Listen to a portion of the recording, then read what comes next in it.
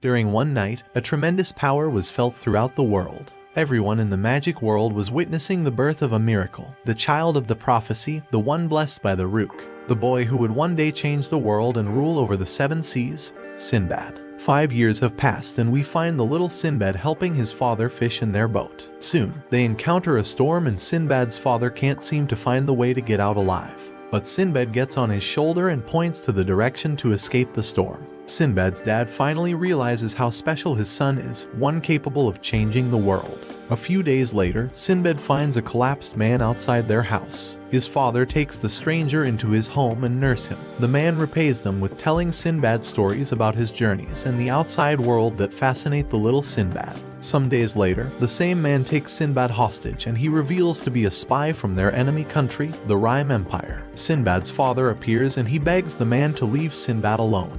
But the man refuses and calls him a traitor for leaving the military and tries to hurt Sinbad. Sinbad's father, unwilling to see his son get hurt, charges at the man and stabs him in the chest. Sinbad gets sad as the man betrayed his trust and his stories meant nothing but lies. His father ends up being taken by the authorities, forcing him back into the war. He got beaten and then gets shamed in public by everyone. Sinbad, with tears in his eyes, yells at everyone for hating his father for simply wanting to be with his family. One stranger tries to shut Sinbad up, but his father rips his clothes apart and shows everyone his scars. Sinbad cannot believe what his father has been through in the previous war. He misses one leg and has several huge scars all over his body. Before being taken away, he asks Sinbad to become a great man and take care of his mother. Some weeks later, the military gives Sinbad news from his father, a coffin with his father's sword inside. 9 years have passed since then, and Sinbad became the hero of town by helping people when they need it. He meets Yunan, a proclaimed traveler, after saving some people from bandits. He takes him home to get some rest. Yunan witnesses Sinbad helping everyone and even taking care of his sick mother. In the next day, Sinbad leaves for work, and his mother tells Yunan to help Sinbad fulfill his destiny in the world.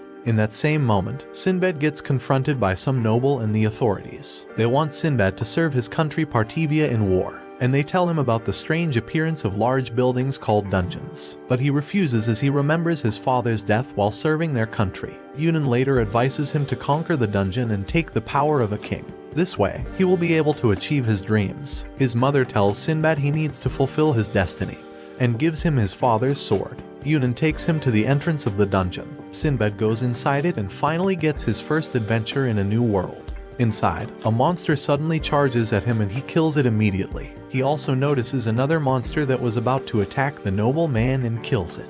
The man introduces himself to Sinbad, but since his name is too long, Sinbad calls him Draken.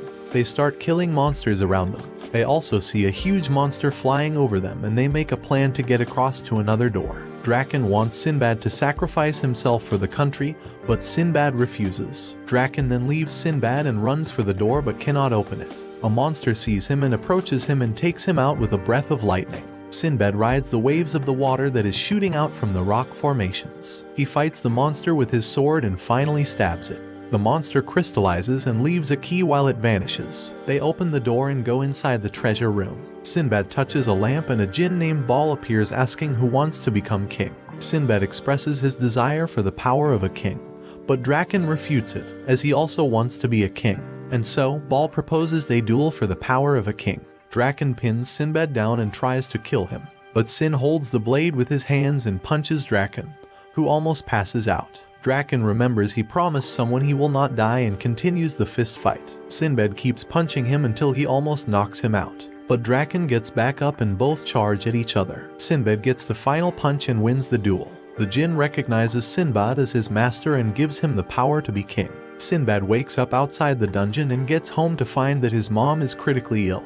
He checks on her and listens to her last words. She says he became a great man, just like his father. Sinbad finally makes his decision to get power and change the world. In his journey, Sinbad witnesses a man trying to kill a sea beast. Sinbad interferes and uses his jinn power to kill the monster and save the man. The man introduces himself as Hina, accompanied by his sister, Pipirika. Sinbad then asks to be taken to their village and meet the tribe chief. The chief of the Amachuk village tells Hina to investigate a dungeon that has suddenly appeared near them. Sinbad advises against it, revealing to them that it's a dangerous place. They don't believe him, but Sinbad tells them that he's the first dungeon conqueror in the world. At night while he sleeps, he's attacked by an assassin kid, Jafar, who just like Sinbad belongs to the Partivia kingdom, who wants to assassinate Sinbad and take his power. He defends against Jafar with his magic and interrogates Jafar.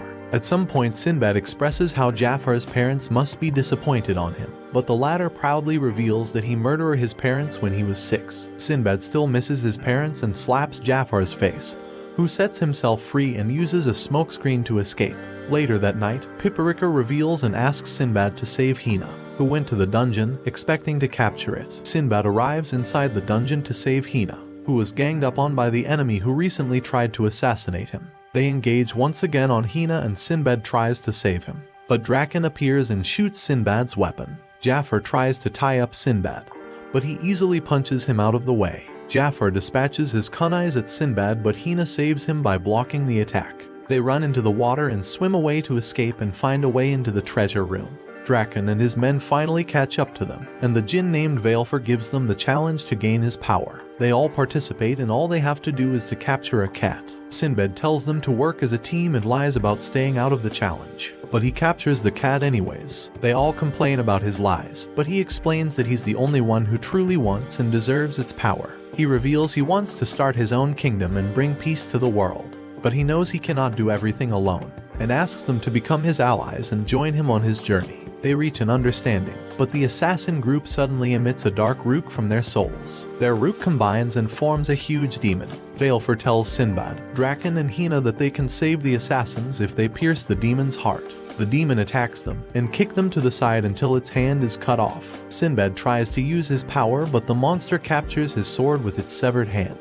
Hina activates the power of his horn-like weapon and pierces the monster, saving Sinbad's newfound comrades. But Jafar's hatred resurrects the monster once again. Sinbad sticks his hand inside him and goes into his psyche to find 2 Jafars crying. Sinbad tells them that he will take care of them and he hugs them, offering them a home. Jafar finally accepts Sinbad's request to become his ally, and the monster disappears, impressing Valefor, who never expected someone to save a human who has fallen into depravity. In the end, everyone agrees that Sinbad is the most suitable to become their king and obtain his second jinn. They get out of the dungeon and Sinbad helps Hina to propose to the princess of the Amachuk. They marry and head out to sea with Sinbad as their master. While traveling, Jafar gets to adapt to becoming a good boy and getting sea schooled by Hinahoho's wife, who recently got pregnant. After some time at sea, they finally arrive at the Rime Empire. There, they set up a street stall but are stopped by authorities for trading illegally. A mysterious man appears and purchases all of their stock and leaves. By evening, they see that the man has set up a shop with their stock at 10 times their original price. Sinbad decides to continue trading and send his man back to get more stuff. He invites the man to dinner to learn more about trading, and reveals his dreams to start his kingdom and bring peace to the world. The man reveals that Sinbad is immature, but gets interested when Sinbad tells him about his dungeon captures. The man tells him he will get Sinbad a trading license if he manages to raise the impossible amount of 1,000 gold coins in 1 month. Sinbad decides to start telling the stories about how he captured the dungeons in the streets and shows his power. The crowd goes wild and they start donating their money to him. 1 month later, he sees the man again and asks for more time to get enough money, but the man also donates 1,000 gold coins. Sinbad asks who he is, and the man's retainers reveals that Sinbad has been talking to Rashid, the king of Balbad. Sinbad gets his trading license but continues to take lessons from Rashid. He continues to perform in theaters to get more funds for his trading company. Sinbad's friends returns from their trip some months later. He shows them their luxurious store named the Sindria Trading Company. Sinbad, Hinahoho and Jafar take a journey to the kingdom of Sassan. They need to get more allies and for a trading agreement. They get there and find that the people are hostile toward outsiders because it's a highly religious country. They find out that to get any alliance with the kingdom, they have to talk with the Night King, who's also the chief of the religion. They go to a restaurant to eat and are approached by the kingdom's prince, Mistras, asking them to tell him stories of their journey. Mistras explains to them that he also wants to journey with them. He feels stuck in such a small country in a vast world. He doesn't want to become a knight, but his father refuses to let him go leave the country. He also explains that to leave the knights, he has to die or fight the king. Sinbad accepts him and tells him about his work and dream. Mistras then goes to talk to his father and their fight is set. Sinbad goes to watch the fight Mistras is having against his father. He proves to be strong, but his father is much stronger and has a djinn to shield and repel attacks. The king easily defeats Mistras and goes to kill him, but Sinbad steps in and stops him. He reveals that the king is no messenger of God because he also holds the same power. They wage that if Sinbad wins, he takes Mistras with him and gets a trading alliance with the nation. If not, they can simply kill him. The fight begins, and Sinbad's attacks are easily deflected back to him while the king doesn't get impacted. The king gets cocky because Sinbad cannot deal any damage to him. But Sinbad finally reveals that he can overpower the king at any moment. He unleashes his full-body jinn equip, taking the form of Baal. He strikes the castle with lighting from the outside, creating a huge hole in the roof, and blinds everyone in the process. He takes the king outside and flies with him to a secluded area of mountains. The king still doesn't believe in the power difference, but Sinbad shows him that he can destroy any country in the world. He points his sword at the mountains and uses his Barak Seka to destroy 7 mountains at the same time. He reveals to the king that he needs allies. Furthermore, he explains some other countries will use the jinn's power to wage wars and conquer weaker countries. But he wants a peaceful world and desires allies to help him achieve that dream. The king realizes the truth and accepts Sinbad's alliance as he supports his ideal. He lets the prince leave with Sinbad and represent their nation in their journey. They head to their next adventure to Artemira, a country ruled by women. He lets the prince leave and represent their country in Sinbad's journey. They arrive at the kingdom and see huge birds, which are used as transportation for the people since their nation is built in between the mountains. They decide to visit the Queen Mira, but she tells them that she doesn't want to talk to men. They beg and assure her that they mean well. But Sinbad's playboy syndrome kicks in and tries to seduce and flirt with the queen.